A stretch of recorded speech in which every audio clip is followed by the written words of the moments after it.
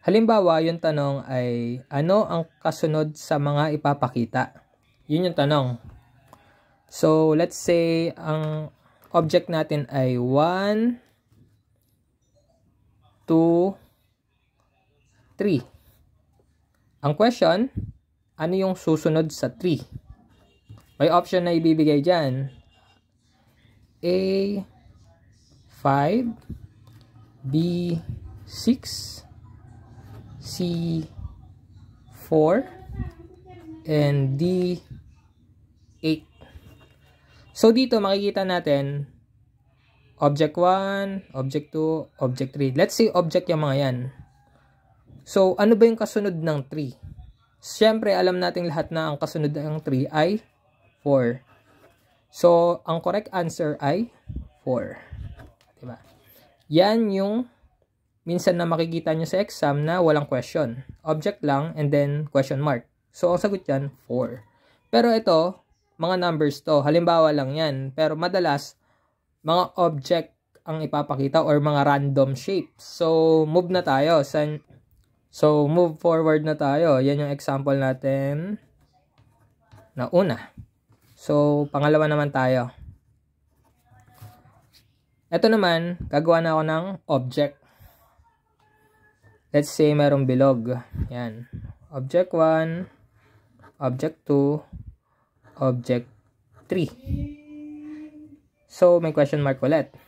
Usually, ang tanong dyan, ano yung next? Ano yung sunod ng pangatlong ito? Or minsan, nakasulat na, ano ang kasunod ng object number 3? Ganon. So, let's say, itong object 1 natin, meron siyang cut. Yan. Object 1 natin, meron siya ditong tuldok. Yan. Object number 2 natin, meron siyang tuldok dito. Object number 3 natin, tuldok niya ay dito. So, ano yung sunod? Meron tayong A ulit, B, C, and D. So, gawa lang tayo ulit ng mga bilog para sa option. Option lang tong mga to.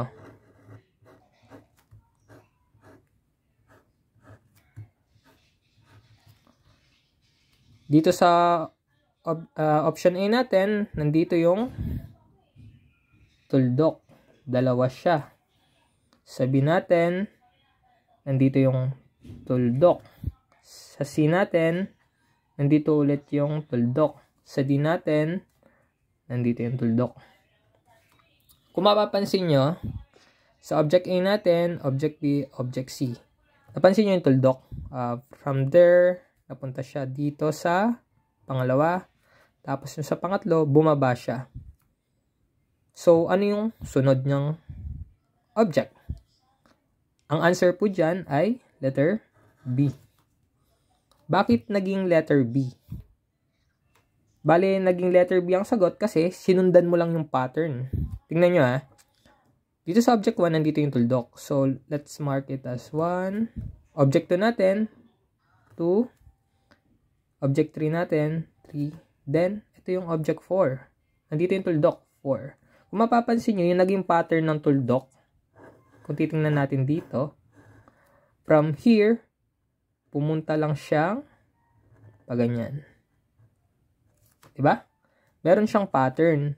Yung pattern na yon nakita natin agad dito sa 1, 2, and 3. Bale, kung wala pa yung sagot natin,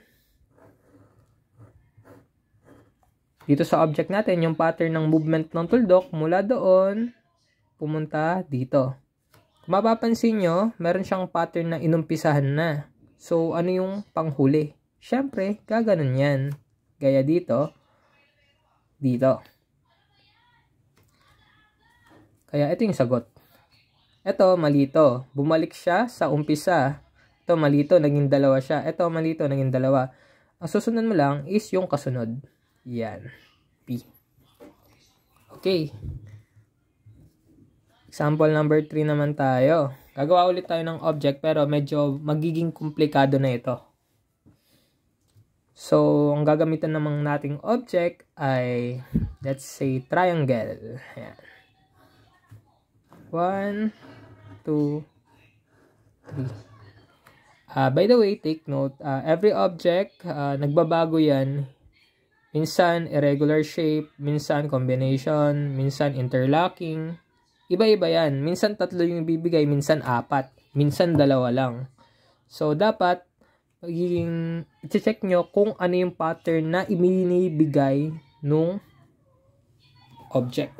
Para malaman nyo yung kasunod or yung tamang sagot. So, dito sa triangle natin, umpisa natin ha. Let's say, dito sa object 1 natin, nandito yung cut. Yan.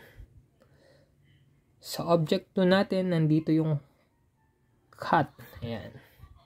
Sa object 3 natin, nandito yung cut. So, ano yung next object? Minsan may ganyan na sagot. Kung mapapansin nyo, yung pattern from there, and there. Fully occupied na lahat ng pattern. So, ang iisipin mo niyan, dito ulit babalik sa corner na to, yung cut. Pero, sa option natin, A, B, C, and D.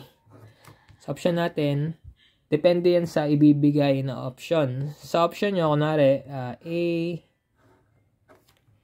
B, C, D.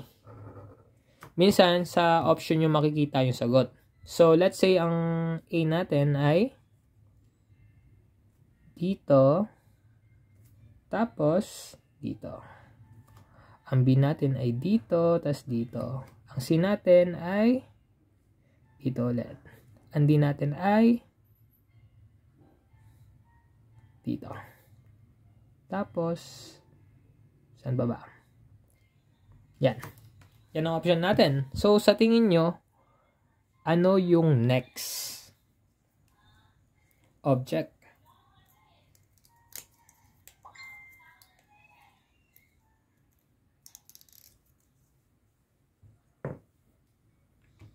Kung makikita nyo yung pattern, gawa tayo ulit ng guide. Yung movement ng cut, pag ganyan, tapos pag ganyan. So, lahat tayo, ang isipin ng sagot ay letter C. Yan. Ito yung isipin kasi ito yung next subject. Pero, umulit kasi siya. Bumalik siya dito sa object A, which is kadalasan hindi nangyayari. So, cross out na natin yan. Therefore, kung object natin ay umikot with the repeat same pattern, ang magiging sagot ay letter A. Bakit naging letter A? Kasi sa continuous cycle ng pattern, dito, first, pangalawa. Kung gumamit siya ng single lines dun sa mga naunang object, therefore, gagamit siya ng double lines sa pangalawa para hindi lang ma-repeat yung unang object. So, ang answer natin dyan ay letter A. Yan. Okay, example number 4 naman tayo. Gagamit naman tayo ng box. Yan.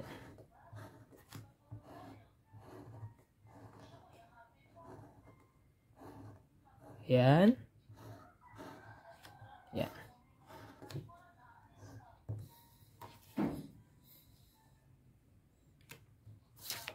Dito, meron tayong circle, circle. Dito, may circle, circle. Dito, may circle, circle. Tapos, meron tayong grid lines. Ito, may grid lines din dito. Dito, may grid lines.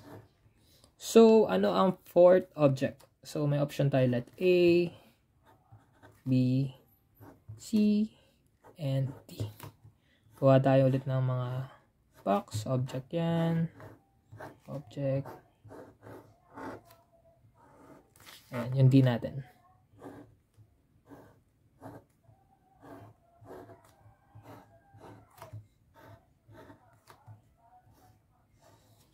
Ito, isa to sa mga simple question din to, itong example number 4 natin. Medyo mako-compare mo to sa example number 2 natin. Pero dito, minsan, nilalagyan nila ng pampalito, lalo na pag nagmamadali kang sumagot. Kaya dapat, huwag kang masyadong nagmamadali. Relax ka lang sa pagpili, then, tingnan mabuti yung pattern. So, kung dito, gagawa tayo ng example ulit, ha. Ito yung object natin. Actually, kahit di na kayo gumawa ng object nyo habang nag-exam, pwedeng sa imagination nyo na lang. Titingnan nyo yung pattern. So, dito yung pattern niya, titingnan natin yung mga most or basic or common object. Ito, circle, 2. After ng circle na 2, nalipat siya dito. And then, yung grid lines niya, nalipat din. Nagka-swap. Napansin nyo, nag-mirror. Nag-mirror yung object 1 natin sa object 2. Then, sa object 3 natin, bumaliktad na siya. Napunta na dito sa ibabaw. Therefore, ano yung susunod na object? Okay, may option tayo ulit. Yung option nating pangalawa, ito.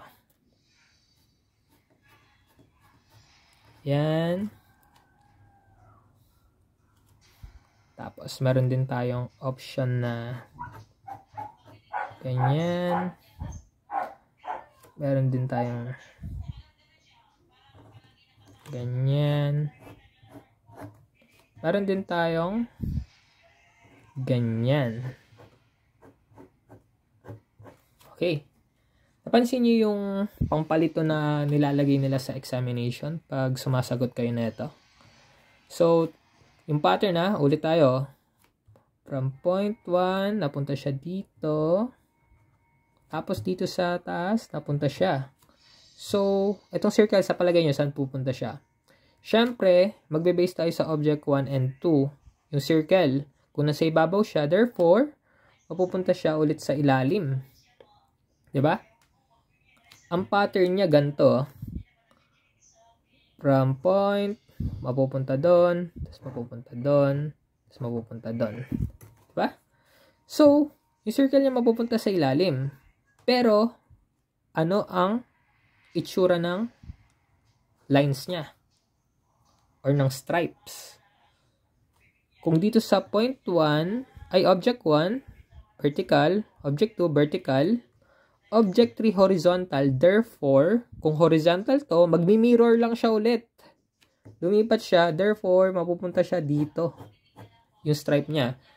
Therefore, ang sagot dito sa example number 4 natin ay letter C. Ito yung sagot.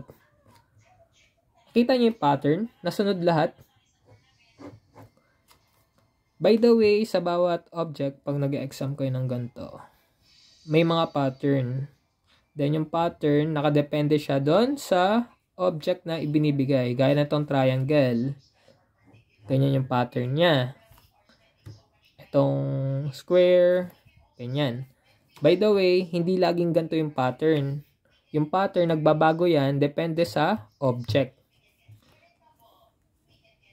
Itong circle, circular. Minsan yung pattern, nagiging ganyan. Yung gagaya sa taas, circular. Meron ding ganyan. Iba-iba ang pattern. So, huwag kayong magpapalito. Huwag kayong mag-memorize ng pattern. Mas maganda nga. Tingnan nyo yung object na given. Pag tinignan nyo yung object na given, dun nyo malalaman yung sagot. Ayan. So, kung may tanong pa kayo, don't forget to like this video.